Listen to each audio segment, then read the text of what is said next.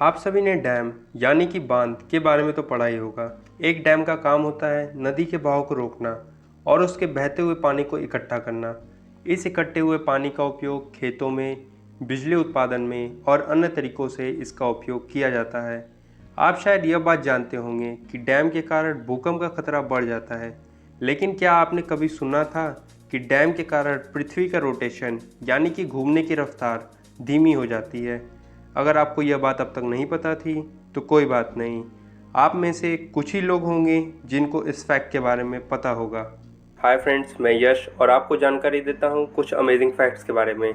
और अगर आप हमारे चैनल पर नए हैं तो नीचे दिए गए सब्सक्राइब बटन पर क्लिक करके हमारा चैनल सब्सक्राइब कर लें और बेल नोटिफिकेशन को ऑन कर दें ताकि हमारी वीडियोस आप तक सबसे पहले पहुँचे। तो लेट्स स्टार्ट। आप जानते होंगे कि चाइना सबसे ज़्यादा आबादी वाला देश है, पर मैं आपको बता दूं कि चाइना सबसे बड़े डैम्स के लिए भी मशहूर है और इसी में से एक है three gorges dam.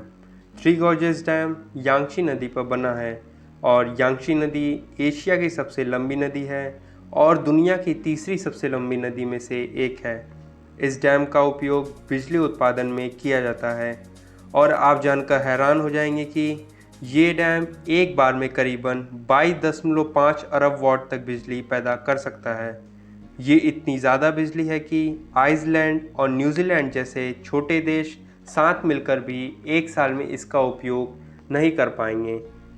Three gorges dam करीबन 660 किलोमीटर लंबा और 1.12 किलोमीटर चौड़ा है और इस डैम को बनाने में 23 बिलियन यूएस डॉलर का खर्चा लगा था।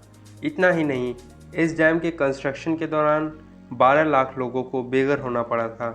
आप सभी ये सोच रहे होंगे कि ये डैम कितना पानी स्टोर कर सकता है। दरअसल ये डैम 39 ट्रिलियन मेट्रिक टन तक पानी स्टोर कर सकता है।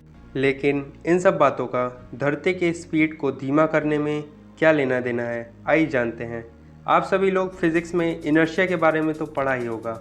हमारे पूरे यूनिवर्स में हर एक वस्तु के पास उसका खुद का मास होता है और हर मास वाली चीज़ें अपनी गति में परिवर्तन होने पर उसका विरोध करती हैं। इनर्शिया से जुड़ा ही एक टर्म होता है जिसका नाम है मोमेंट ऑफ इनर्शिया।